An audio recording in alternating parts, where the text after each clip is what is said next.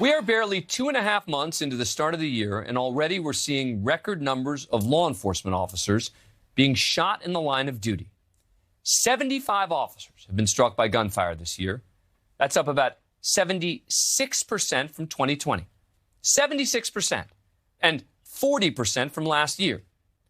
10 of those officers have died. Tuesday, Corporal Benjamin Cooper of the Joplin, Missouri Police Department was gunned down as he attempted to take an armed suspect into custody. 2 fellow officers also shot. Officer Jason Reed will not recover from his injuries and remains on life support. His plans are made to donate his organs. A 3rd officer, Rick Hershey, was shot in the face. He's in serious but stable condition. Suspect fled and later opened fire again on police who were able to return fire. He died at the scene. Corporal Cooper leaves behind his wife and their 2 daughters. Officer Reed, survived by his wife, he married last year. This was a violent and unwarranted attack on our officers and is indicative of the rise in violence against law enforcement officers we are witnessing nationwide, and it has to stop. Agreed. Officers should not have to feel like they're putting a target on their back every time they put on a uniform.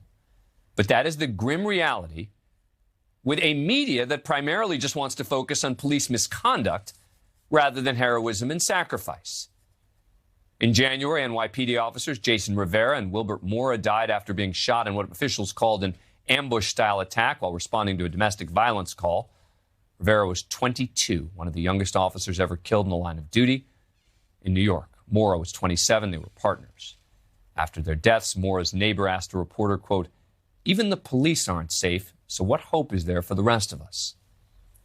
In Texas, Harris County Corporal Charles Galloway died after being shot during a traffic stop. And it was the same in Salinas, California, where police officer Jorge David Alvarado, Jr. was gunned down in much the same manner 2 weeks ago. Wednesday, we showed you video of officers in Houston injured after taking fire from a suspect armed with a handgun illegally modified to fire automatically.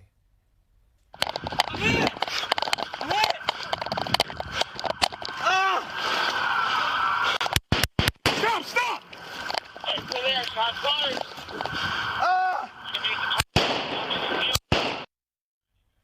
We can't even begin to show you all the incidents because there are just too many. Now, this is the only news show on cable that does a daily segment showing you the challenges of being a police officer every day. But these numbers should serve as a wake-up call to everyone else. Just not sure that'll be the case. Joining me now is Patrick Yoes, National President of the Fraternal Order of Police. Thank you so much for coming on the program. Really appreciate it. Do you have any sense of what we can attribute this increase to? Well, Dan, I think there are a number of factors, but I think we can't discredit the fact that for about 18 months now, there have been many that have just dehumanized law enforcement to the extent where we went from public servants to public enemies. And so that's definitely taken a toll on well, at least a perception. Add to that a number of other factors, lack of consequences in many cities for crimes that they're committing. You put all of these things together, and it has never been more dangerous to be a law enforcement officer. Equally as important, it's never been more dangerous in our communities as well. Those two go hand in hand. So it's time to call attention to this. It's time for cooler heads to prevail. It's time to have meaningful fact-based discussion on how we navigate through these very difficult times. You know, law enforcement is a very difficult job, and you're asking ordinary people to do a very extraordinary things at times. And all of this starts, our powers are driven or are derived from our support of our communities and the trust that we have. Yeah. So we need to do some work. But that work starts when we all work together towards that common goal. And unfortunately, I don't think we're quite there yet. Yeah, I think you're right. I have to say I've been particularly concerned about some of these ambush-style attacks we're seeing more and more of. I mean, obviously, any killing is a real tragedy and a reason for concern. But when we hear about these ambush attacks, you know, it starts to move out of the realm of can happen while being a police officer to police officer as target. No doubt. There were 103 ambush attacks last year that have cost many officers their lives. So far this year, there have been 16 attacks. Now, these are attacks law enforcement officers just simply because of the uniform that they wear. And so we can look at it and say, okay, these are attacks on law enforcement. It's not. This is attack on the rule of law. It's attack of order within each and every one of our communities, and it's something that ought to be an alarm call for everyone, every community across this country. I'll put it in perspective. As you mentioned, there've been 75 officers shot this year. That's 75 officers. Luckily and tragically, 10 died, but it's not because they didn't try to kill 75 of them. It's technology with ballistic vests. It's emergency medical. Advancements that are saving officers' lives, but it's becoming more and more dangerous. And because of that, we're creating a crisis in this country. That crisis is we have officers that are leaving this profession at a rate that is higher than it has ever been before at any time.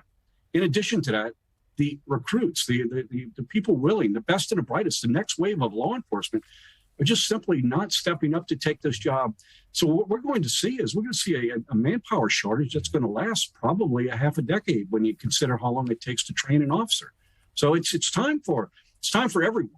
The quality of every community is really everyone working together, all of the different aspects, every part of government, in order to be able to create a good, stable community. And it's time for us all to start having those meaningful discussions and stop blaming law enforcement for it, because we're only one small piece of this puzzle. And I've got to believe that the media coverage is frustrating. It absolutely is. Look, there are 800,000 men and women who suit up and show up in communities all across this country every day. Does law enforcement get it right every time? Look, our whole system is built on there's a human element. When there's a human element in every profession, there's also always going to be things that we need to improve. Our job is to improve as we go forward and make sure that bad things don't continue to happen. And that's exactly what we're doing. But it doesn't help when we're not involved in meaningful discussion at all levels.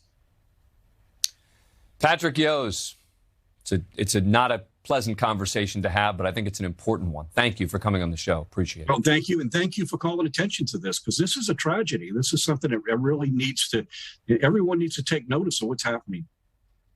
Yep. And that's why we talk about it on a regular basis here. All right. Thank you.